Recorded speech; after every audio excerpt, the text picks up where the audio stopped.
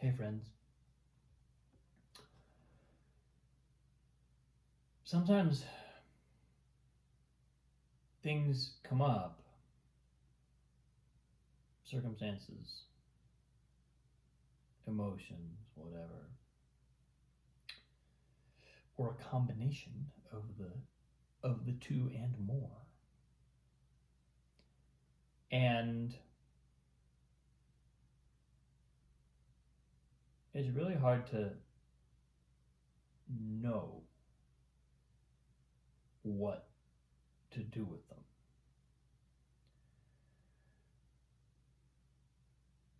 It can seem like, I often have the sense that it's almost as though I'm being baited by the universe. Like, will you get hooked by this? Will you lash out at this? Or will you lash out at someone because of this? And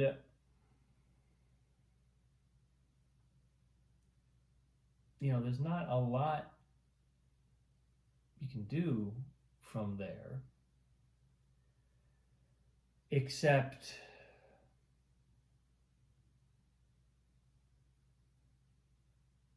be with what's coming up. Try not to resist it, nor to respond compulsively to it. It's almost like testing our capacity for freedom. Intense emotional experiences or challenging circumstances are tests of our capacity for freedom. Will we fall back into compulsion? Will we be knocked out of consciousness into compulsiveness? And if the answer is yes, then we're going to go around the merry-go-round one more time and end up right back in the same place.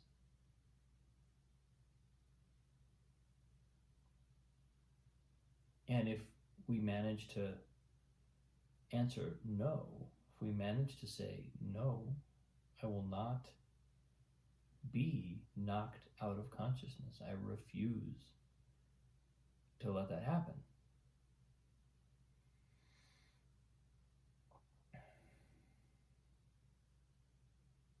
well, then maybe we get to take a step forward.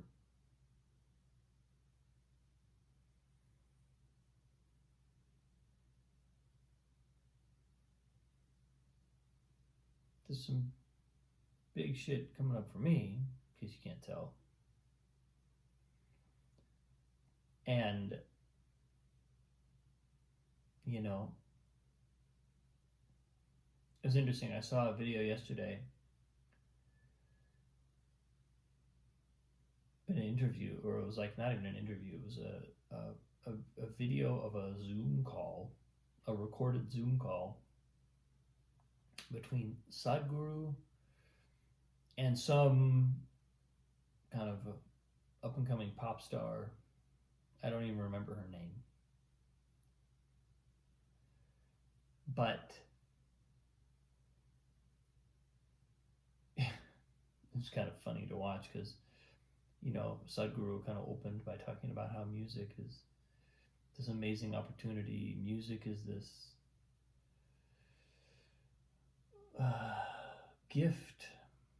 It's a gift both to the musician and to the listener, and how it has the capacity to facilitate transcendence and to move us to joy, to express joy. And then this young woman sort of countered by basically lamenting all of the problems, all of the issues with the music industry. And Sadhguru cited a study that that basically said that like 73% of musicians suffer from some form of mental, not necessarily mental illness, but mental affliction, depression, bipolar, maybe milder cases, but like 73% of people is a lot of people. It's a high percentage, and this is a pretty, 1,500 people, I think.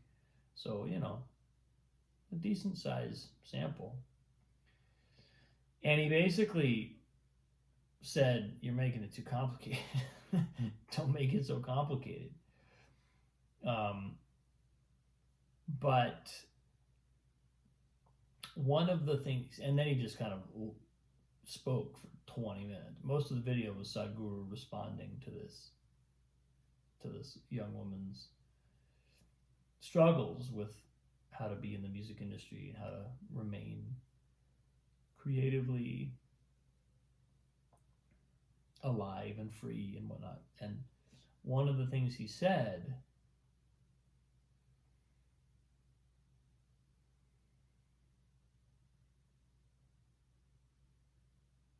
that really stuck with me was all the emotions we experience, all the thoughts and emotions we experience are being produced within us. So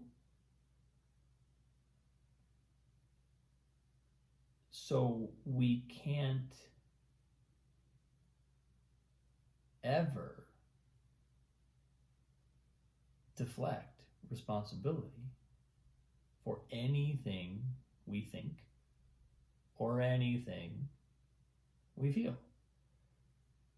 Because he's like, basically like, look, if all this is happening within you, shouldn't you be in control? If it's happening outside of you, fine. You're not in control of what happens outside of you. But if it's happening within you, within us, shouldn't we be in control of that? Kind of a rhetorical question, obviously. But it's almost sort of mind-boggling both how true that is, how that is clearly evident, and how surprising it is, how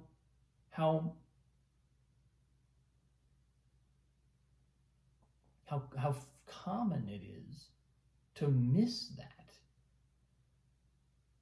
to not actually be aware of that everything we think and feel is being produced within us. It's like both duh and also, wait, what? Really? And so a challenge is something we are giving ourselves. We're producing it ourselves. I've talked about this on a lot of posts. We're going to manifest circumstances that reflect to us the experiences that we expect to have, and that give us opportunities to feel the feelings and think the thoughts that we expect to feel and think. And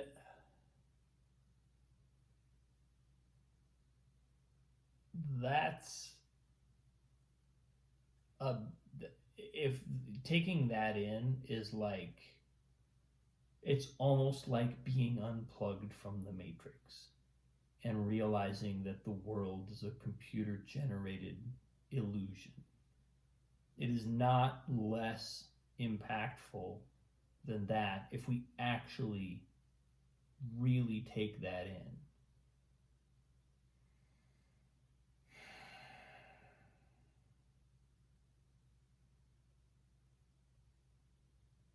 Because that's not how we typically perceive our thoughts, feelings, and experiences. We perceive them as happening, as being provoked by outside forces, outside people, outside circumstances.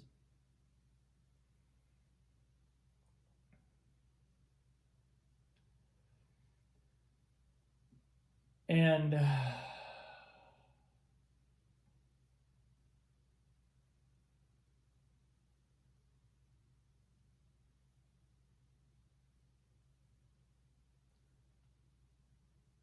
it's a real luxury when we can meet other people who understand that and who live with an awareness of that. Because those are people who will be responsible.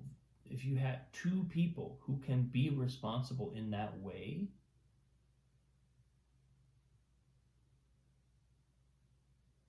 it's almost a kind of divine grace that enters the relationship. That's so momentous, because 99.9% of people don't operate that way.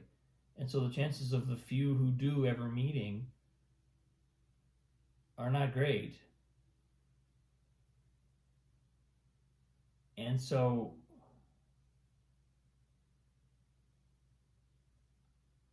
it's a real privilege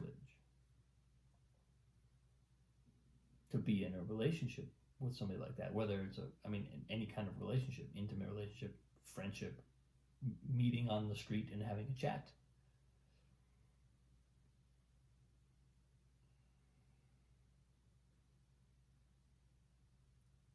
But by and large, since most interactions are not always going to be between people who perceive reality that way, perceive their own self that way,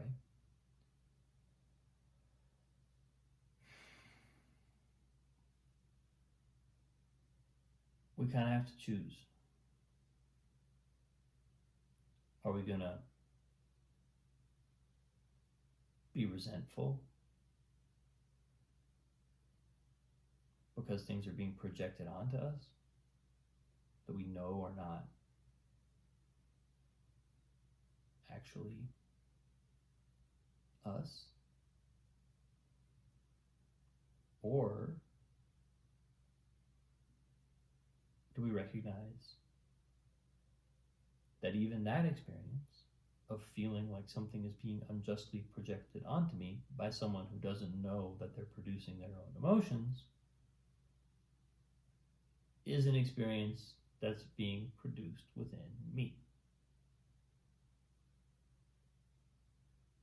Does that make sense? Even when the problem seems to be somebody else doesn't understand that they're producing their own feelings, and therefore they're projecting them onto me and acting as though I am the cause of their feelings, when that is not the case. Even if that's my gripe, I'm producing that too. Why? Well, if that's a common experience in the world, then it's a frequent opportunity to interrupt the cycle of compulsion. It's actually my opportunity to interrupt what my own compulsive response to that, which is to be irritated and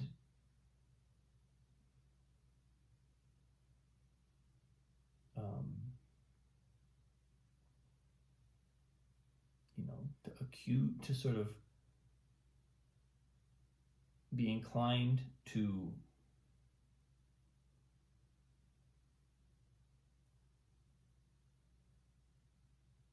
retaliate or indict someone for doing that, for engaging in this compulsive behavior. But it's just more compulsive behavior.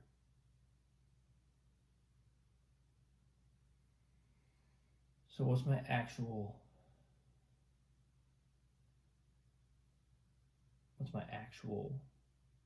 level of consciousness here? I'm happy to be conscious as long as I'm only around other conscious people who don't project anything onto me unjustly. Well, good luck with that.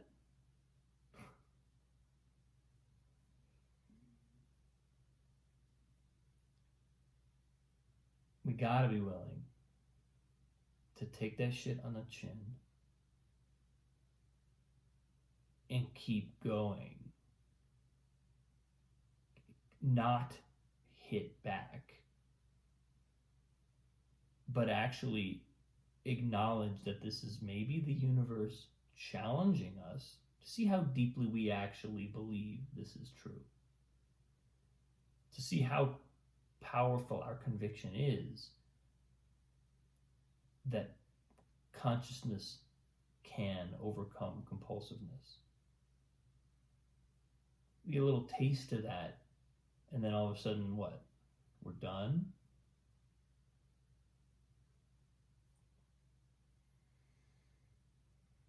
These are the challenges that keep us evolving.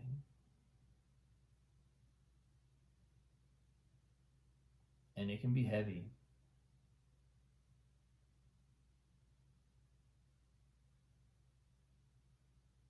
But what else are we going to do? What else are we here for?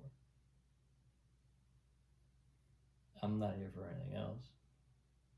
I'm not here for anything else that's more important than that.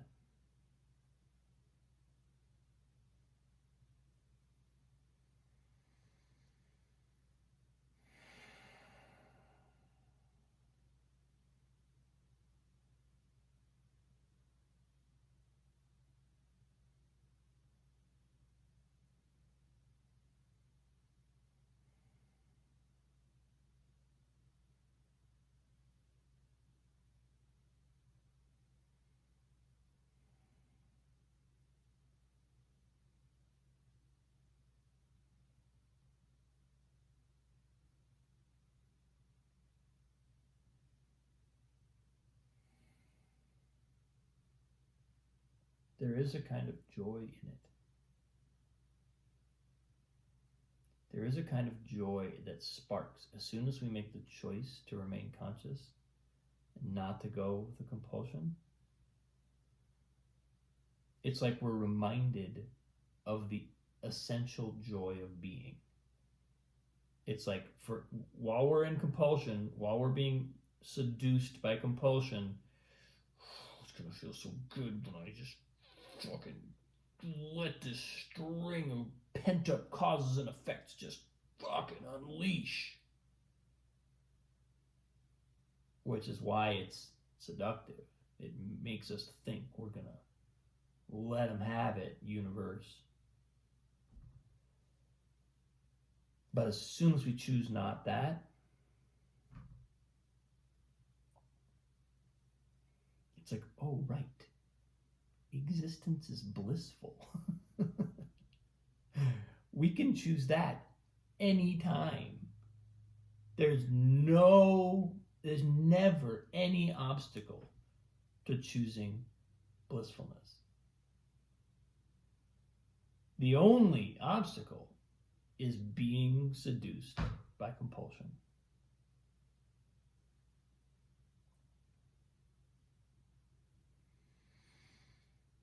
So it's nice to, but man, when you're in that, when it's got that like tractor beam, when compulsion has that like tractor beam coming at us and it's like we're just getting sucked in by it, we forget all about bliss. We forget all about Ananda. Because now our whole sense of what will satisfy me, what will fulfill me, what will empower me is is that way. It's down the tube, down the sucking vortex. And it's hard to remember this subtle, ever-present, joyful ground of being. But as soon as we say no, as soon as we reject that,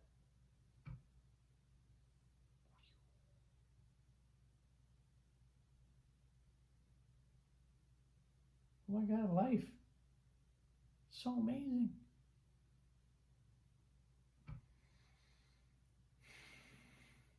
And wouldn't we rather offer that to the world? Isn't that kind of the ultimate thing we could offer?